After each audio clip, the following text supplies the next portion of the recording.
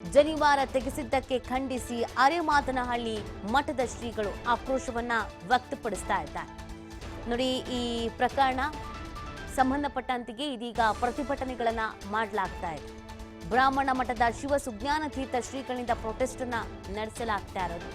ಯಾರು ತಪ್ಪು ಮಾಡಿದ್ದಾರೆ ಅವರ ವಿರುದ್ಧ ಕಠಿಣ ಶಿಕ್ಷೆ ಆಗಬೇಕು ಅಂತ ಆಗ್ರಹಿಸ್ತಾ ಇದ್ದಾರೆ.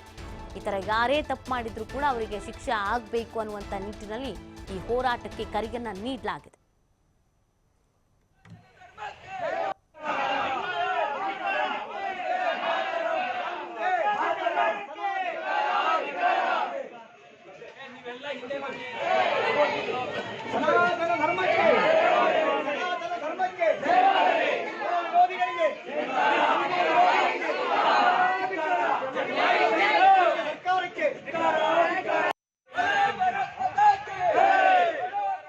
ಒಂದು ನಿಮಿಷ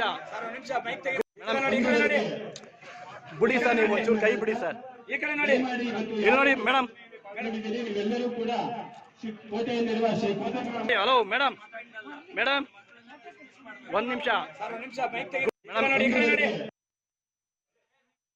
ಪರೀಕ್ಷೆಗೆ ಹಾಜರಾಗ್ತಕ್ಕಂಥ ವಿದ್ಯಾರ್ಥಿಗಳಿಗೆ ಜನಿವಾರನ್ನ ತೆಗೆಸಿ ಕೆಲವು ಕಡೆ ಅವರಿಗೆ ಪರೀಕ್ಷೆಯನ್ನು ಕೊಡದಲೇ ಅವ್ರನ್ನ ವಿರೋಧಿಸಿರ್ತಕ್ಕಂಥದ್ದು ಅತ್ಯಂತ ಖಂಡನೀಯ. ಯಜ್ಞೋಪವೀತ ಅಂತಕ್ಕಂಥದ್ದು ಸನಾತನ ಪರಂಪರೆಯಲ್ಲಿ ಒಂದು ಶ್ರೇಷ್ಠವಾಗಿರ್ತಕ್ಕಂಥ ಒಂದು ಸಮಾಜದ ಸಂಕೇತ ಆಗಿದೆ. ಅದನ್ನ ಎಲ್ಲ ಸಮುದಾಯದವರು ಕೂಡ, ಬ್ರಾಹ್ಮಣ, ಕ್ಷತ್ರಿಯ, ವೈಶ್ಯ, ಉಳಿದ ಎಲ್ಲ ಸಮಾಜಗಳಲ್ಲಿಯೂ ಕೂಡ ಯಜ್ಞೋಪವೀತಧಾರಿಗಳು ಇದ್ದಾರೆ. ಯಜ್ಞೋಪವೀತ ಅಂತಕ್ಕಂಥದ್ದು ಇವತ್ತು ಬಂದದ್ದಲ್ಲ. ಈಗ ತಾನೇ ಹೇಳಿದ್ರು ಎಷ್ಟು ಪವಿತ್ರ ಅಂತ. ಯಜ್ಞೋಪವೀತಂ ಪರಮಂ ಪವಿತ್ರಂ ಪ್ರಜಾಪತಿ ಸಹಜಂ. ಪ್ರಜಾಪತಿಗೆ, ಇಂದ್ರನಿಗೆ ಸಹಜ, ಬ್ರಹ್ಮನಿಗೆ ಸಹಜವಾಗಿತ್ತು ಅಂತ ಅದು ಅಲ್ಲಿಂದ ಬಂದಂತ. ಹಾಗಾಗಿ ಅಂತಹ ಒಂದು ಸಂಕೇತವನ್ನ ಧರಿಸಿರ್ತಕ್ಕಂಥ ಅವರಿಗೆ ತೆಗೆಸಿ ಅಪಮಾನ ಮಾಡ್ತಕ್ಕಂಥದ್ದು ಅತ್ಯಂತ ಖಂಡನೀಯ.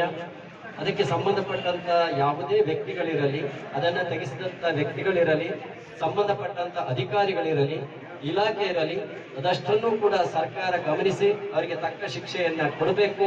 ಮತ್ತೆ ಇನ್ನೊಮ್ಮೆ ಇದು ಆಗದಂತೆ ರಕ್ಷಣೆ ಮಾಡಬೇಕು ಅಂತಕ್ಕಂಥದ್ದಾಗಿ ನಾವು ಆಗ್ರಹಪಡಿಸ್ತಾ ಇದ್ದೇವೆ. ಇಲ್ಲ ಅಂತಂದ್ರೆ ಇದು ಉಗ್ರ ಪ್ರತಿಭಟನೆಗೆ ಕಾರಣ ಆಗ್ತದೆ.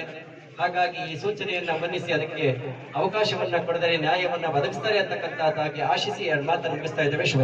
ಪರೀಕ್ಷೆಗೆ ಹಾಜರಾಗ್ತಕ್ಕಂಥ ವಿದ್ಯಾರ್ಥಿಗಳಿಗೆ ಜನಿವಾರನ್ನ ತೆಗೆಸಿ ಕೆಲವು ಕಡೆ ಅವರಿಗೆ ಪರೀಕ್ಷೆಯನ್ನು ಕೊಡದಲೇ ಅವ್ರನ್ನ ವಿರೋಧಿಸಿರ್ತಕ್ಕಂಥದ್ದು ಅತ್ಯಂತ ಖಂಡನೀಯ.